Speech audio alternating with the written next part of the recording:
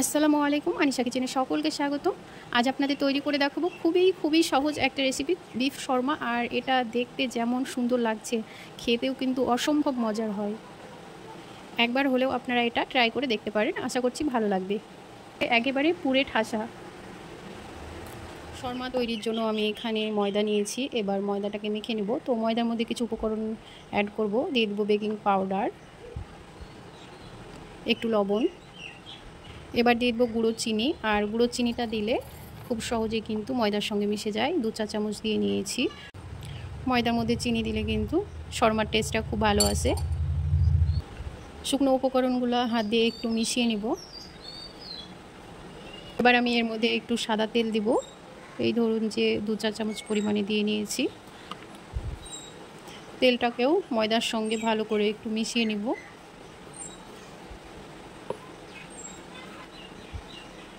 এবার আমি নর্মাল পানি দিয়ে ডোটাকে মেখে নিব।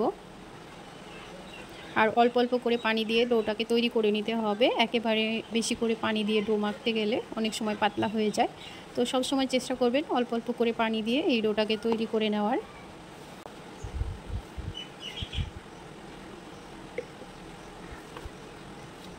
ডোটাকে ঠিক এমনভাবে মেখে নিতে হবে, না নরম না শক্ত, ঠিক এমনটাই হবে।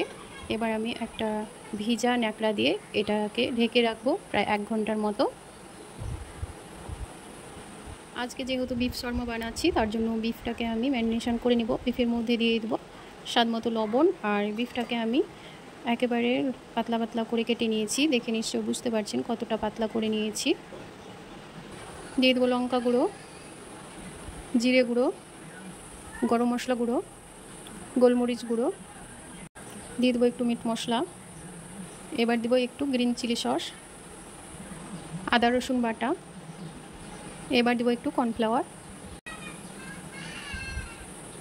এবার আমি সব কিছুই ভালো করে মিশিয়ে নেব।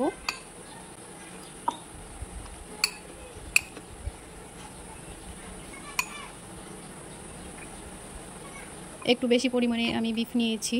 আর আমার মেয়ের টিফিনেও কিন্তু ঝটপট নাস্তা তৈরি করে দেওয়া যাবে, সেই জন্যই কিন্তু এখানে আমি বেশি করে নিয়ে নিয়েছি। ঢাকনা দিয়ে ঢেকে এটাকে রেস্টে রাখবো প্রায় আধ ঘন্টার মতো।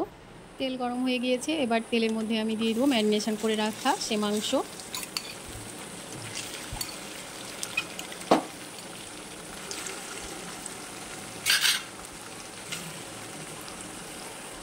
এখানে আমি কিছু পেঁয়াজ কুচি দিয়ে দেবো। একটু নাড়াচাড়া করে মিশিয়ে নেব।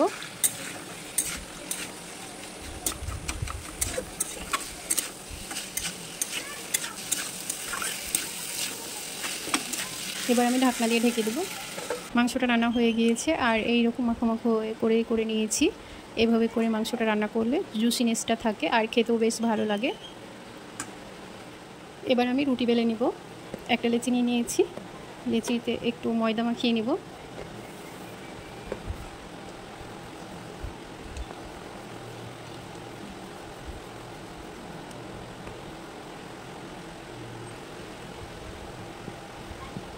রুটি বেলে নিতে হবে, খুব বেশি মোটাও না আবার খুব বেশি পাতলাও না, ঠিক এমনটা হবে যেমন আমরা পরোটা বেলি, ঠিক তেমনই।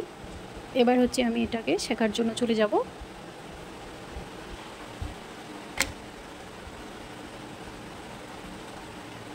এবার আমি এই পাশটাকে উল্টিয়ে দেব। গ্যাসের ফ্লেমটা মিডিয়াম টু লোয়ে রেখে ধীরে ধীরে এই রুটিগুলোকে ভেজে নিতে হবে।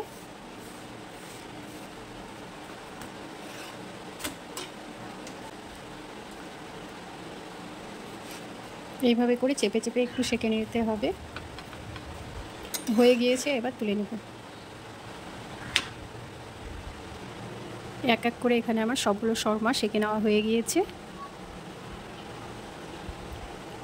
এগুলো একটা সাইডে রেখে আমি এখন মেয়োনিজটা রেডি করে নেব। এখানে নিয়েছি আমি মেয়োনিজ, আর এটা বাড়ির তৈরি মেয়োনিজ। দোকানের কেনা মেয়োনিজ আমরা কেউ পছন্দ করি না, সেজন্য বাড়িতেই তৈরি করে নিই। এবার মেয়োনিজের মধ্যে দিয়ে দেবো টমেটো সস। এবার ভালো করে মিশিয়ে নেব।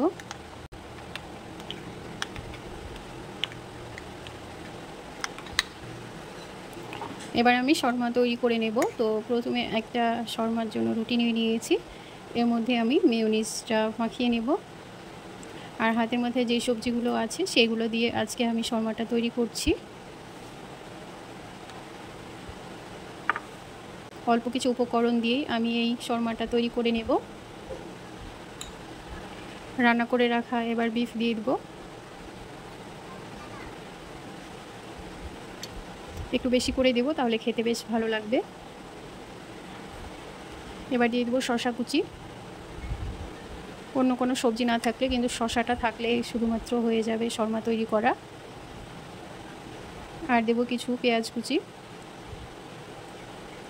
এইভাবে করেও শর্মা তৈরি করলে খেতে বেশ ভালো লাগে। এবার এটাকে মুড়ে নেব।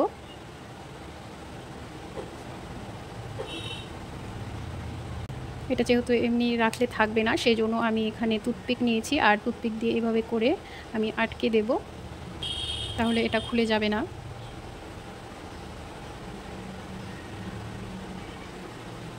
এবার একটা ছুরি দিয়ে আমি এটাকে কেটে নেব।